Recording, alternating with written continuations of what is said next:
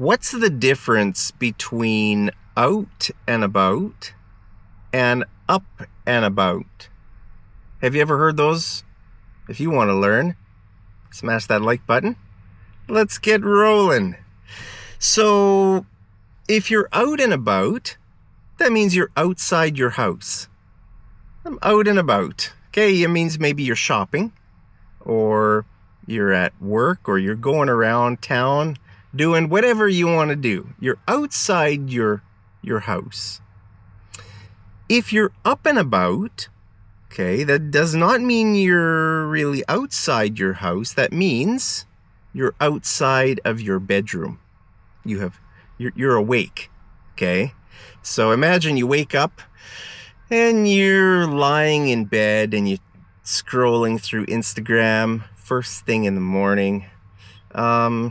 Are you up and about? No, you're still in bed. Okay, and then you go to the bathroom, you brush your teeth, you take a shower. Are you up and about? Not really. I would say you're up and about when you go into the kitchen and you start making your coffee. That's when you're up and about. Okay? That's when you might start texting people who texted you. Okay? I mean, when you first wake up in the morning, you don't start responding to any messages, right? Because you're not up and about. When you're in your bathroom, you're not active yet. You're not accessible.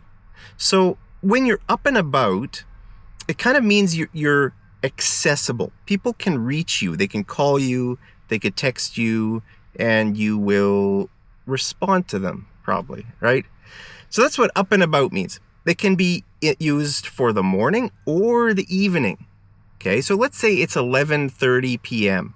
and you text your friend. You can say, hey, are you still up and about? Are you still up and about? My screen went off, guys. So in the evening, you can say, are you still up and about?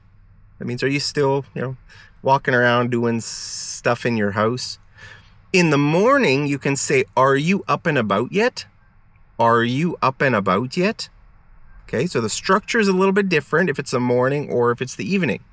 In the evening, you're going to use the word still. In the morning, you're going to use the word yet. Okay, are you up and about yet? Morning. Are you still up and about? Evening. Okay, so up and about means that you're like at home. Out and about means you're outside your house. Okay, so where could you use this in your speech? You could say, what are you up to right now? If I ask you, what are you up to right now? You can say, not much. I'm out and about. I'm shopping. I'm running some errands around town. I'm out and about. Or, wow, it's a beautiful day. I'm going to get out and about. I'm going to stop being lazy in my house. I'm going to get out and about. Okay, well, look at those people. They're out and about, enjoying the nice weather. They're out and about. Okay, so lots of people make fun of Canadians for this phrase, out and about. They say, oot and a boot. Oh, you're Canadian. Oot and a boot, eh? Okay, well, we don't say oot and a boot. Maybe people in Ontario. The Ontario accent is actually very strong. People in Ontario and Newfoundland, those accents, I'd say, are maybe some of the strongest in Canada. Oot and a boot. They might say oot and a boot. But most parts of Canada, people don't say oot and a boot. They say out and about. If you have an American accent, you would say out and about. Out and about. Canadians have kind of a weird thing in our accent called Canadian raising. If you Google Canadian raising, I think I've made a video about that before. So, out and about. It's a good phrase to know. I'm out and about. What are you up to? Are you out and about? Are you up and about yet?